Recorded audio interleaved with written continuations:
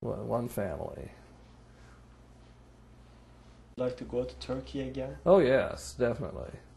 Would you be willing to suggest your friends to go? Oh yes, definitely. I have done so. I've said so to a number of people. If they get an opportunity to do that, to please do. It is amazing, though, how many people I know who have been to Turkey. It just surprised me. I didn't really realize how popular a travel. I knew it was, but I didn't realize how many people have been there. The second section is going to be about Fethullah schools. Yes. Have you heard about Fethullah Gulen before? Well, I only heard about him through my contacts with the IID. I don't believe I had heard of him before. It's possible. He's so well published. It's possible, but I think it's mainly been through the IID students and the material they've given me that I have seen and read of his. Have you read any of his works? Yes, I have a number of his books at home, and I've read some of almost all of them. A lot of people from business owners, like big business owners, to small business owners, like little grocery store owners, from students to teachers.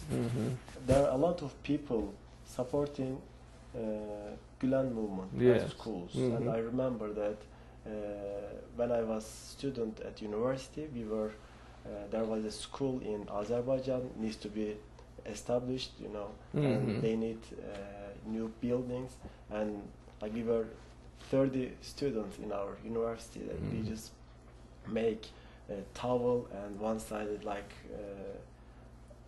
Azerbaijan flag, the other side is like Turkish flag, and we were trying to sell for the school which is going to be established in there. So from the little basic like students till like people who has big business, there are a lot of people encouraging and supporting Fethullah Gulen and his schools. Yes. So what do you think in that perspective? What do you think about this?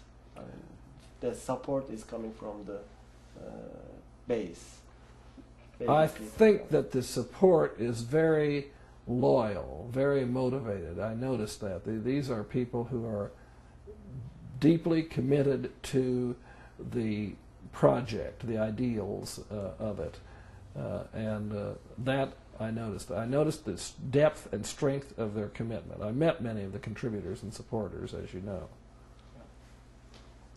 I heard many scholars and professors, even the priests and also imams, saying that they are looking at the Fethullah Gulen's work for the Turkey and for the world, and opened more than 1,000 schools in all over the world, and almost in every country there are some schools, and trying to build some peace, bring understanding among the people. When they look at this work, they come to count his name among the peace heroes. Yes, we've used that. And we had some conferences like called Peace Heroes here, and you joined that conference. Yes. And I heard some people saying that Fethullah Gulen, because of this work, needs to be rewarded with Nobel Peace Prize. Could be. What do you think about this? He would be a better candidate than some of the ones they've given it to, in my opinion. I would support that, definitely. I'm surprised he has never been nominated. There's a nomination process. Unfortunately, the Nobel Prize has been sometimes used politically. And peace, the concept of peace is, we've discussed this, and we discussed it at the conference. The concept of peace is one that needs to be understood and defined. I remember one time I was asked to participate in a Catholic peace conference in Jefferson City, and I told the priest who called me Well, I said, Father, you know, there are some of us who don't believe that peace is just the absence of war. It's not a negative thing, but it's a positive thing, the presence. And I don't know how the conference came out. I just know they didn't call on me to participate on the committee. I think they had a different agenda from mine. And sometimes the Nobel Prize has been lately, some years, a little agenda-driven, some a tendency, an anti-American bias.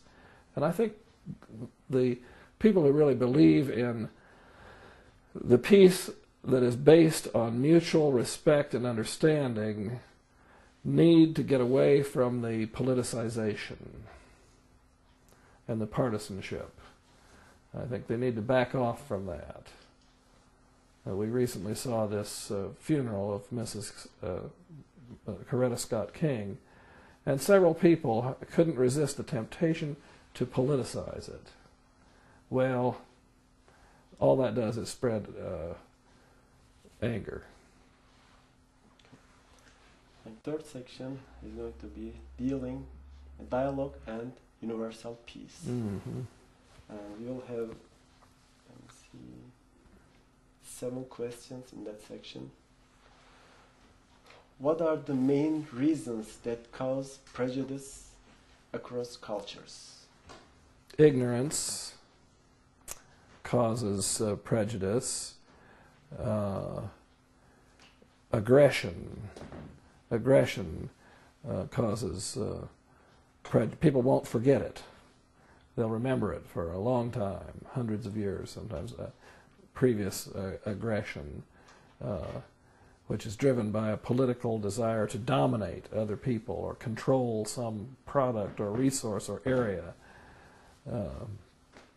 So that is something that causes prejudice.